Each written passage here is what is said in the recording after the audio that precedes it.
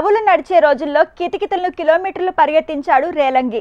అప్పట్లోనే వేసిన పాత్ర వేయకుండా కామెడీతో గారడీ చేశాడు.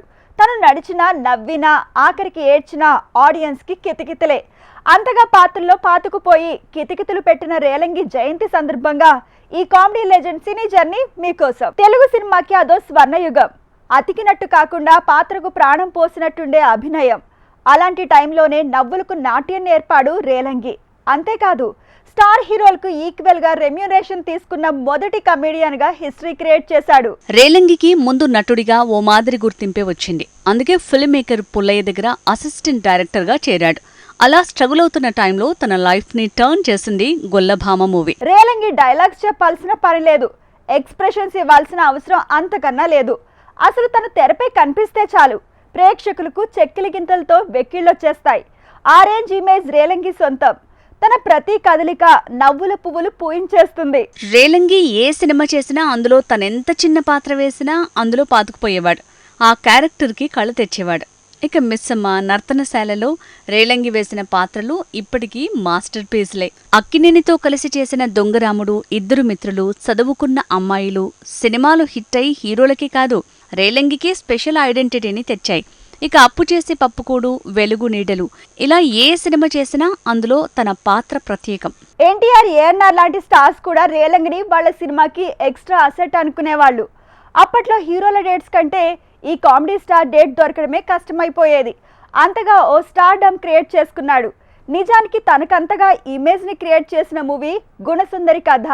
ఈ సినిమా తరువాత ఆయన లైఫ్ స్టైలే మారిపోయింది. రేలంగి పక్కన సూర్యకాంతం గాని గిరిజ గాని ఉన్నారంటే చాలు థియేటర్లలో నవ్వులే నవ్వులు.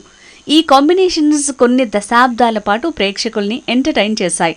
ఇల్లరికం సినిమాలో అయితే ఈ కాంబో చేసిన కామెడీ ఇప్పటికీ కితకితల క్లాసిక్కే. రేలంగితో గిరిజ కాంబినేషన్ అప్పట్లో కితకితలు పెడితే సూర్యకాంతంతో తన జోడీ నవ్వులు గారడీ చేసింది. ఈ కాంబినేషన్ ఉంటే సినిమా హిట్టే. ఇక వీళ్ళకి తోడు జీరో సైజు లుక్ లో కిక్కిచ్చే రమణారెడ్డి జత అయితే కితకితల కిష్కింద కాండే. రేలంగిలో కామెడీ యాంగిలే కాదు మరో కోణం ఉంది. కితకితలు పెడుతూనే సింగర్ గా కదిలించాడు ఫన్ మాస్టర్. గుణసుందరి కథ సినిమాలో తను పాడిన పాట కామెడీ రూట్ లో దాడి చేసింది. అంతే, అప్పటి నుంచి తన ప్రతి మూవీలో కనీసం ఓ పాటైనా పాడడం కామన్ అయిపోయింది. గుణసుందరి కథ సినిమా తరువాత ధర్మదేవత, విప్రనారాయణ సినిమాల్లో కూడా రేలంగి పాటలు పాడాడు. తను పాడిన పాటల్లో తానే కనిపించి కితకితలు పెట్టాడు. అదేంటో అంగుళం మించి కదలకుండా స్టెప్ వేసి ఆ డాన్స్ కో స్పెషాలిటీని క్రియేట్ చేశాడు. ఎన్టీఆర్, ఏఎన్ఆర్, సావిత్రి లాంటి స్టార్స్ తో కలిసి రేలంగి చేసిన మాస్టర్ పీస్ మిస్సమ్మ. ఈ సినిమాలో కూడా రేలంగి 2 పాటల్ని పాడాడు. పెద్ద పెద్ద స్టార్స్ ఉన్న సినిమాల్లో కూడా ఓ కమెడియన్ కి ఇంత స్కోప్ ఇచ్చారంటే దట్ ఈస్ రేలంగి ఇమేజ్. మాయాబజార్లో రేలంగి పాడిన పాట ఇప్పటికీ వెరీ వెరీ స్పెషల్. చిన్న చిన్న అడుగులేస్తూ పాటకి తగ్గ పర్ఫార్మెన్స్తో నవ్వకుండానే నవ్వించాడు. కదలనట్టు కదలకుండానే కితకితలు పెట్టేశాడు. ఇక పాతాళ భైరవి సినిమాలో వినవే బాల నా ప్రేమగోల అంటూ పాట పాడుతూ రేలంగి వేసిన స్టెప్స్ చూస్తే నవ్వుకు చెక్కిలిగింతలవటం ఖాయం. అది కామెడీ ట్రాక్ లో Relangi all time record. Comedian గాని కాకుండా హీరోగా కూడా హిట్ మెట్టెక్కాడు రేలంగి. సి పుల్లయ్య డైరెక్షన్ లో వచ్చిన పక్కింటి అమ్మాయి సినిమాలో లీడ్ హీరోగా సక్సెస్ సొంతం చేసుకున్నాడు. ఇలా ట్రాక్ మార్చిన వెంటనే ప్రొడ్యూసర్ గా కూడా మారి మతి పోగొట్టాడు.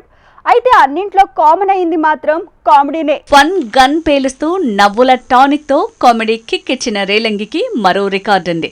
ఇండియన్ ఫిల్మ్ ఇండస్ట్రీ నుంచి పద్మశ్రీ బిరుదు అందుకున్న మొట్టమొదటి కమెడియన్ తనే. 1954లో భారత ప్రభుత్వం ఆయనకు పద్మశ్రీ పురస్కారం ఇచ్చి సత్కరించింది. ఏపీ నుంచి పద్మ అవార్డును అందుకున్న మొదటి వ్యక్తి కూడా ఆయనే.